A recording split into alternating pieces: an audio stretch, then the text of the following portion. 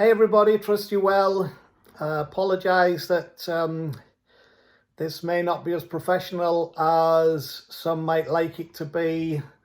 I'm not a boffin who's got all the cameras and the microphones and all that. We're doing our best and I'll try and do better.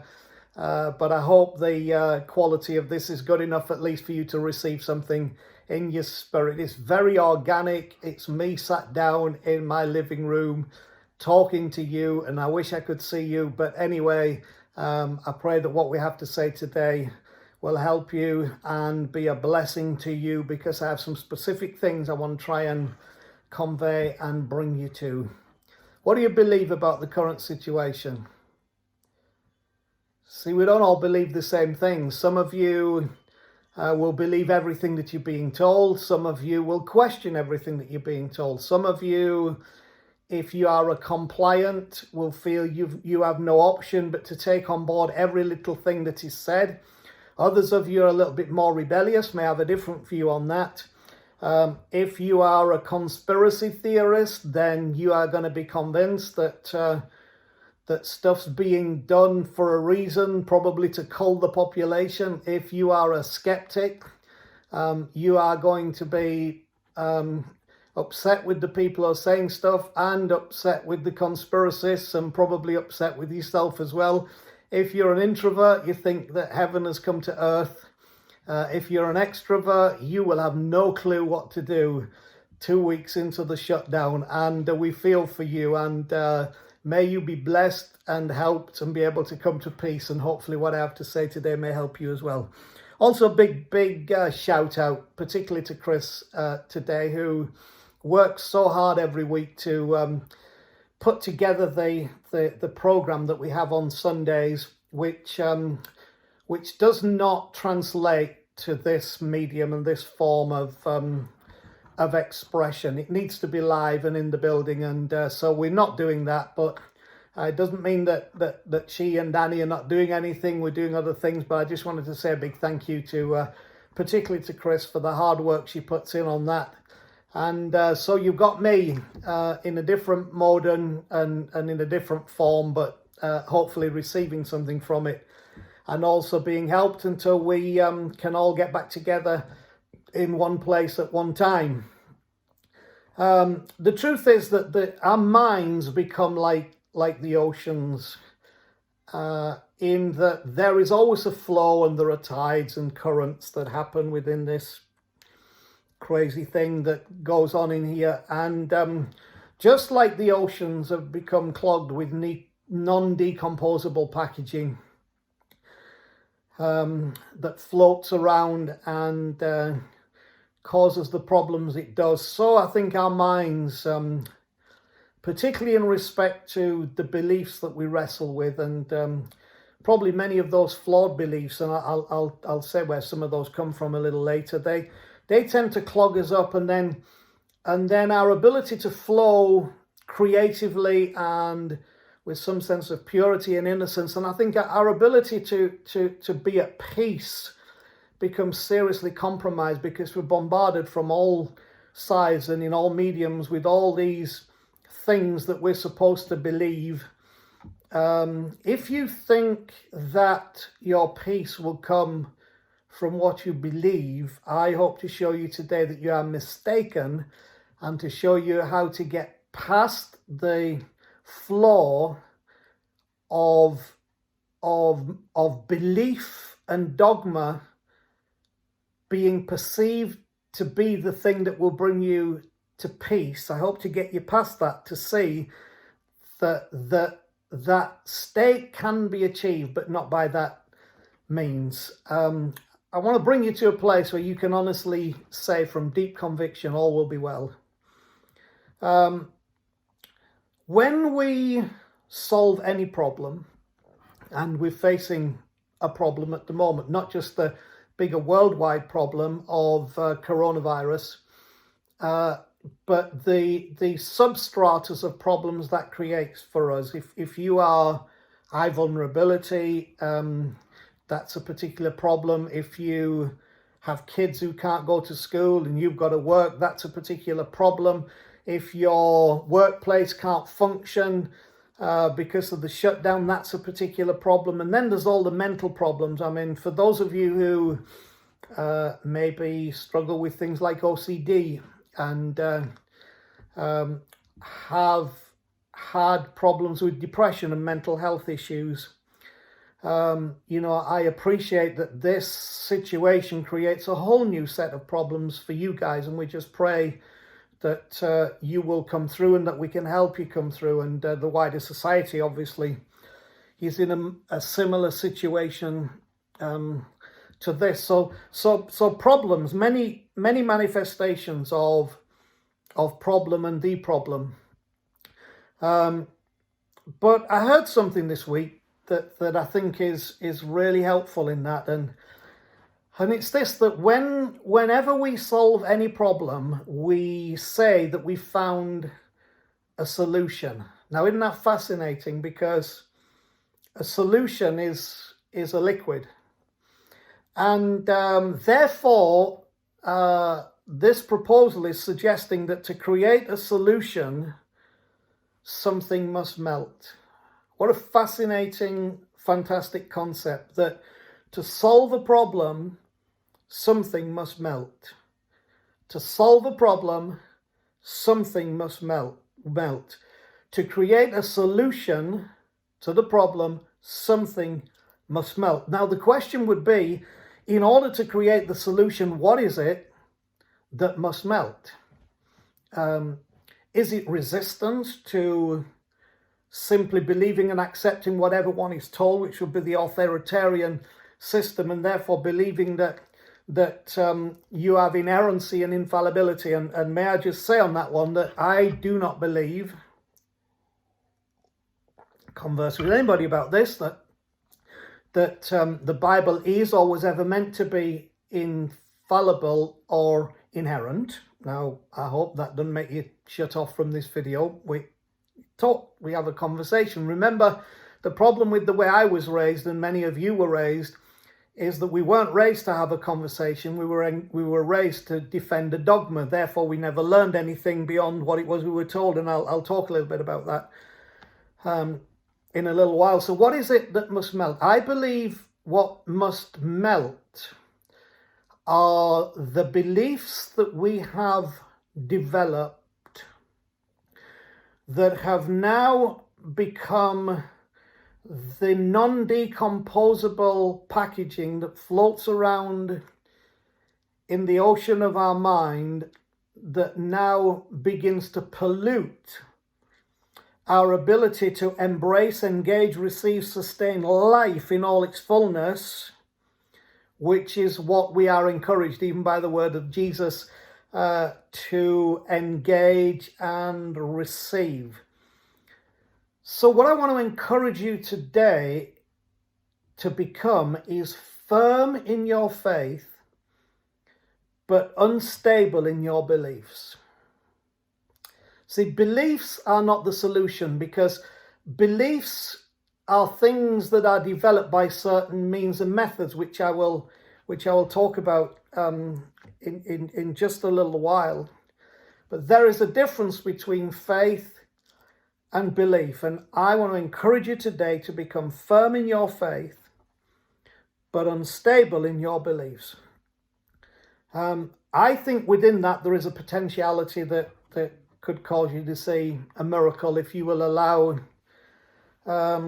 some of those beliefs to dissolve. You will find the solution to the problem, which is one of a lack of peace and an inability to fully hold the conviction that all will be well.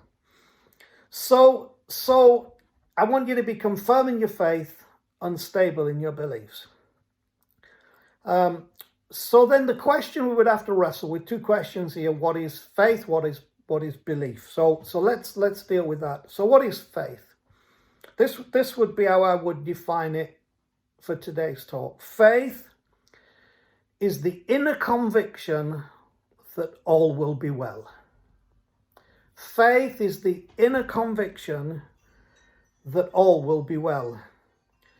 So question, do you have it? Do you have it? Do you have right now an inner conviction that all will be well? If those beliefs that you hold have not and do not dissolve, then you'll have no solution to the problem that you're facing, and so you can't be in the place where there is an inner conviction that all the time is speaking into your very being, all will be well. Many verses of Bible we could take to talk about faith, and that's not my intention today. My intention is just to draw one or two out, just to support my proposal that faith is the inner conviction that all will be well, and to reinforce the encouragement I want to give you to be firm in faith but unstable in your beliefs. So Hebrews 11 verse 1 is a classic faith, and I'm going to take some words out to try and help you get a grasp on what we mean by faith today. So let me put it this way. Now, faith is substance. Faith is substance. It's not a fantasy. It's not an imagination. It is actually substance.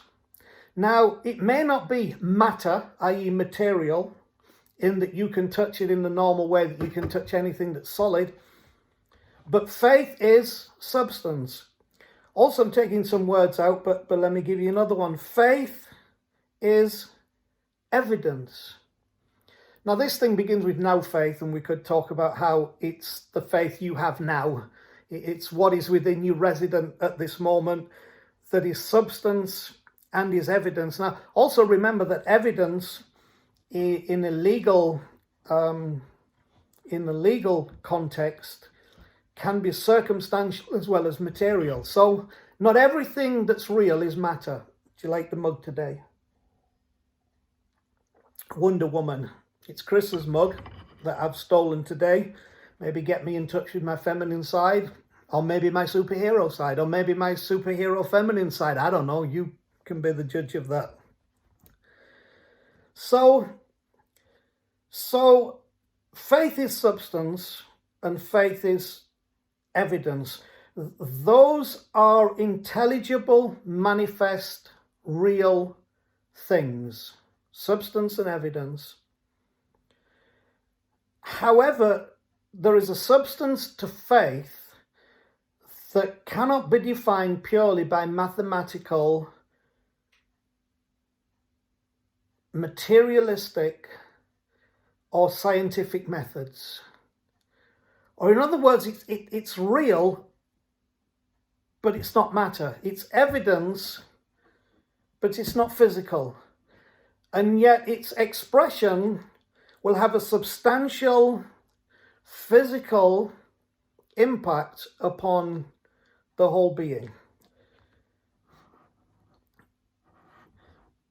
Because I would say it's substance, the substance of faith, when applied to the most dire situations, can produce a peace and a purpose that is not seemingly commensurate with the situation itself. That could be on a battlefield, it could be in the middle of a family trial, it could be in the loss of a job, it could be on a hospital ward.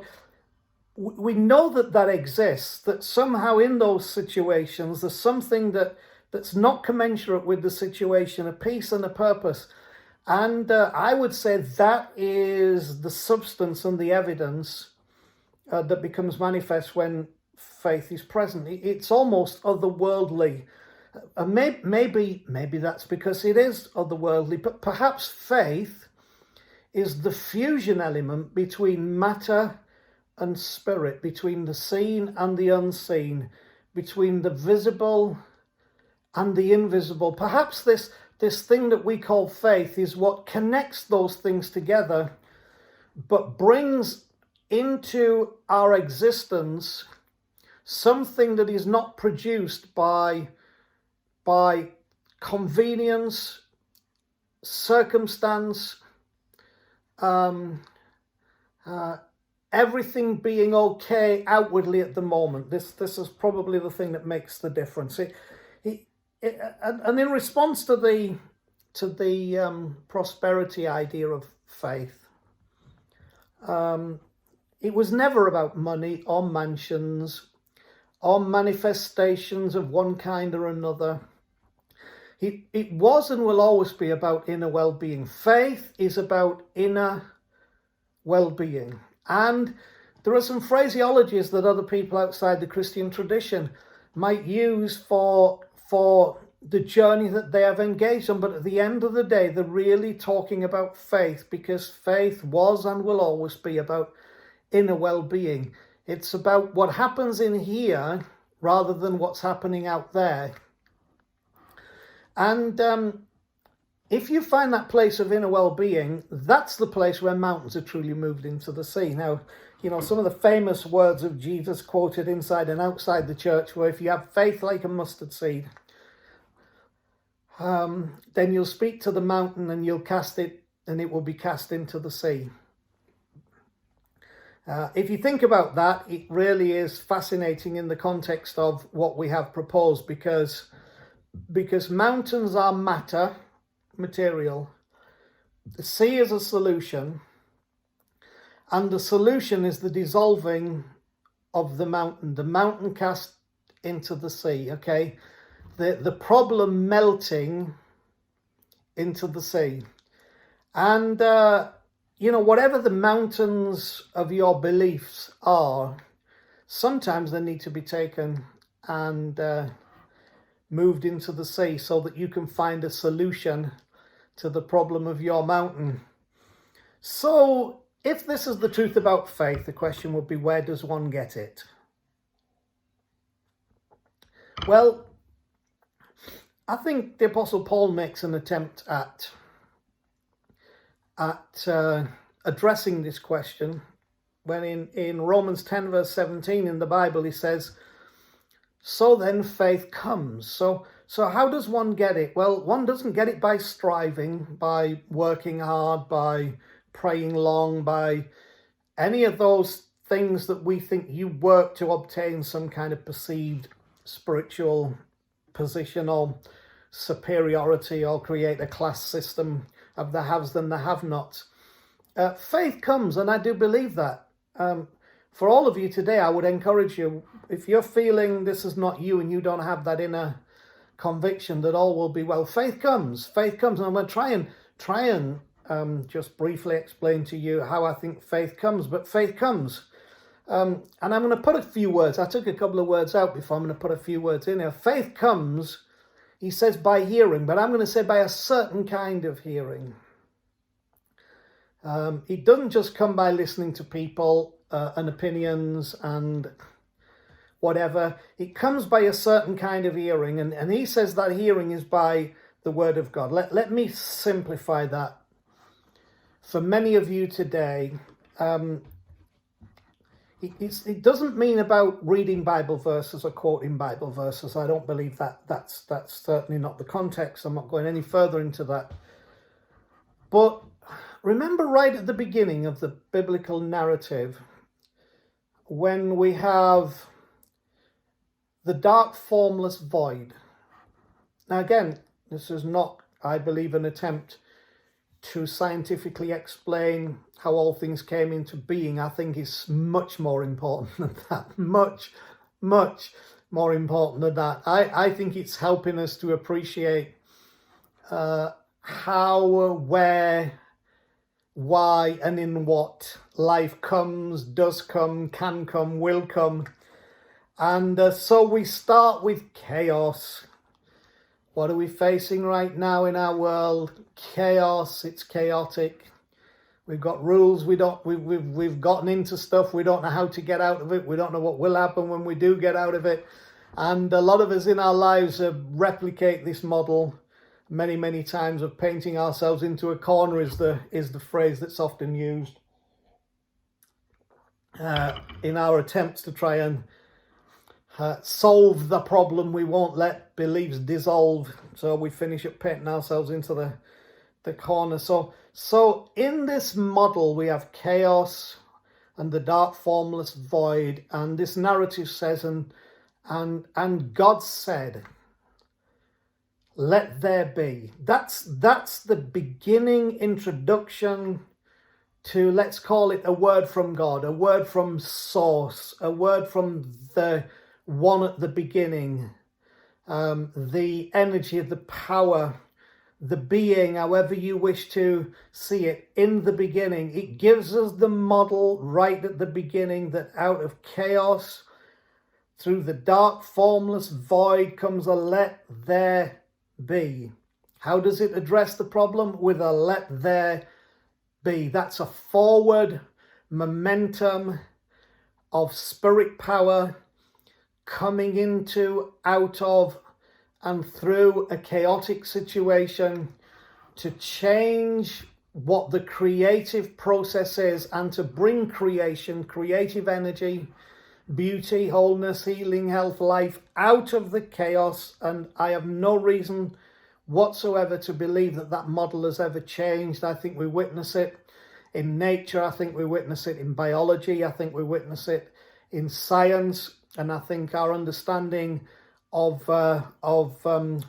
molecular physics and our understanding of cell structures and all of those kind of things that we have been learning recently from the scientific community and talking about and debating ourselves in what's known as quantum physics, absolutely bear this out, that there is something going on in the middle of all this, in the unseen, in the invisible, full of potentiality, full of life. And I think it's faith that becomes the interface between those two worlds, that allows substance and evidence to become the proof of the existence of the faith that now allows the full flow of all that to come in, so that there can be an inner conviction that flows in us at all times that all will be well. Faith is not a belief. Faith is a conviction. A belief is something that you hold. A conviction is something that holds you. That's why I would distinguish of the difference between belief and faith. A belief is something you hold. A conviction is something that holds you. So we've talked a little bit about faith, but let's just balance that out and then tie the two together. How is belief formed? The psychologists tell us that belief is formed in two ways, and I agree with them.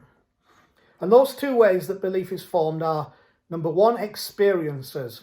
So we may think our beliefs are just the result of our incredible ability to be so intelligent and to read life so accurately through our own amazingness. But actually our beliefs are formed first and foremost by our experiences. How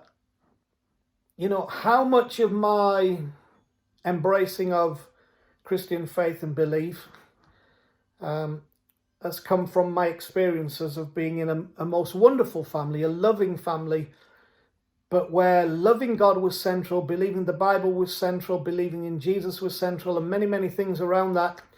That I can honestly say was a huge formulator of my beliefs. The same can be said of an atheist household or a Buddhist household or a Muslim household, an agnostic household. Those same things can be said. And of course, then you come down to the more human,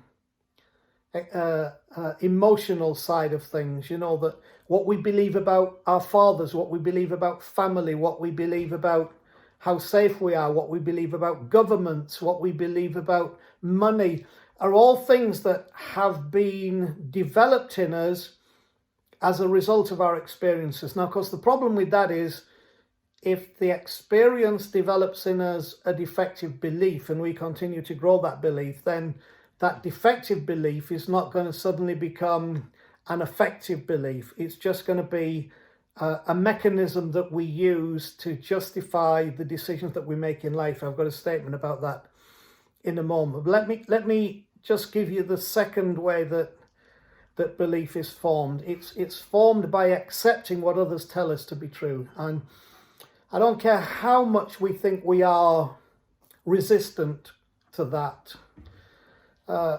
All of us succumb to that. Developing beliefs by accepting what others tell us to be true. So experiences and accepting what others believe to tell us to be true are the way that psychologists tell us that beliefs are formed. Belief is the single most defining influence on who we become and how we decide what our response will be. And yet I would say that beliefs are energy-saving shortcuts to relieve ourselves of the challenges posed by a journey into faith. So we adopt beliefs to save the energy that would be necessary to face the challenges posed by a journey into faith. Now, some of you know exactly what I'm talking about at this moment and have begun that journey. Some of you will have to take that on board and have a think about it. But to solve the problem, something has to dissolve, okay? And that's usually beliefs. Here's the problem with beliefs. They're expressions of what we think about something rather than how we think within something. Faith is not focused on what you think about something, but how you think within it. That's why faith trumps belief every day of the week, every week of the year, for the whole of life, in the context of having within you an inner conviction that all will be well. When the Bible talks about faith, it's more expressing a space or a state of inner trust than a dogma of belief. And that's what I'm wanting to bring to you and challenge today. You know, the Bible doesn't say, and without belief it's impossible to please God. The Bible actually says without faith it's impossible to please God. I don't think that means that God's miserable and waiting for you to do some incredible act in order for him to be happy. I think the point is drawing the distinction between belief, what we think about something, rather than what we think within something, rather than faith, how we think within a thing. Okay, so let me try and wind this up. I hope my thoughts and ramblings are making some sense to you. So if faith is an inner conviction, to get a conviction, there must first be a trial. The wilderness is usually the courtroom, biblically speaking. It was in the Exodus story of the children of Israel. And I call it the Exodus story because the whole point of this wilderness thing being used to communicate with these people, and obviously down the ages historically coming to us, was to communicate with them how you come out of and into, how you get a solution, how the problem is dissolved. Being raised in church, used to hear people say that it took a day to get the children of Israel out of Egypt. And the story was they were in bondage in Egypt, but it took 40 years to get Egypt out of Israel. A day to get Israel out of Egypt, 40 years to get Israel out of Egypt. That's a long time, and hopefully it doesn't take us that long to get the belief thing out that stands in the way of faith in us. But then again, maybe it doesn't, probably in my own life. I've been on a 40-year journey, sadly, to come to the place that I've come to now. The point I'm trying to make here is that the wilderness is used as an example. You know, we think of the wilderness, the desert place, the hardship, the loneliness, the challenge. That's kind of the courtroom where you're on trial, where I'm on trial. You got the same thing with the Jesus story, when he goes into the wilderness, the desert, and the story of him being tempted by the devil for 40 days, 40 nights. I'm not sure that was a personal manifestation of some, for want of a better word, horned figure. I think definitely the greatest devil that we face with accusations against us, and bringing that same challenge. If you are who you think you are, prove it. I think that's a battle within us. I think it's a devil within us. I think it's something we have to face to find who we really are, who we believe we were made to be, who God says that I am, what God feels about me. That all comes in the courtroom of wilderness experience. And the whole thing of that becomes that it's not how you got into it that matters, but how you come out of it, right? So the whole, if you use the Israel thing, it's not how you got into this that really matters, it's how you get out of it that matters, where you come to, out of and into. The same with the Jesus story. It's not how you go into it that matters, it's how you come out of it. And it talks about coming out in power, with a fresh revelation, a fresh understanding, or in other words, a going from belief to faith, because now it's become an inner conviction that all will be well. It's not become something that you hold, it's become something that now holds you, and that changes everything. So if faith's an inner conviction, to get a conviction there must be a trial. Our wilderness experiences, which this may be one of them now for you, is the courtroom. And the end of any trial is either an acquittal or a conviction. I would say that we need to experience both. We need to experience acquittal. That means getting let off, get no case to answer. Accusations are wrong. You are free. You're a free man. You're a free woman. That's what acquittal means. And we need to experience acquittal in the sense of being free from the lie of separation that leads us to self-condemnation and distorted beliefs about God and self. This is what's been fed, if you've been in the church community for any length of time or any religious background. This lie of separation, you're separated from God, you're no God, self-condemnation, and then that develops these distorted beliefs about God and self. You need to be acquitted of that today. This is what Paul says: no thing can separate you from the love of God which is in Christ. It's present at every level, at cellular level, around you, in you, through you right now. You are acquitted. Nothing can separate you. So there is an acquittal from that lie, okay? So any of you that thought, I don't qualify for this, I'm not good enough for this, lie, you're acquitted of that right now, okay? You are free. But also, we also need the conviction. The conviction, because if you are held by this conviction, you will have infinite reserves of power from within, because you have a confidence that all will be well. There can be no greater power within the human being, the human spirit, the human existence, than an inner conviction all the time, in all things, through all things, that all will be well. That inner conviction is the expression and manifestation of faith. So there's lots of debate, conversation, lots of stuff flying around. I'm asking you to be willing, if you want to solve the problem, if you want a solution to the problem, to let all those beliefs be fluid. Let them come to a place where they can melt. Remember what I said to you at the beginning. I want to encourage you to become firm in your faith and stable in your beliefs. You're going to find all sorts of stuff about stuff that we were told to believe, not told to believe, whatever. And in your whole life, wherever you hear stuff, you will find that out. I've found that out in my own experience in church life. There's things, beliefs now that have dissolved, and I have found a solution.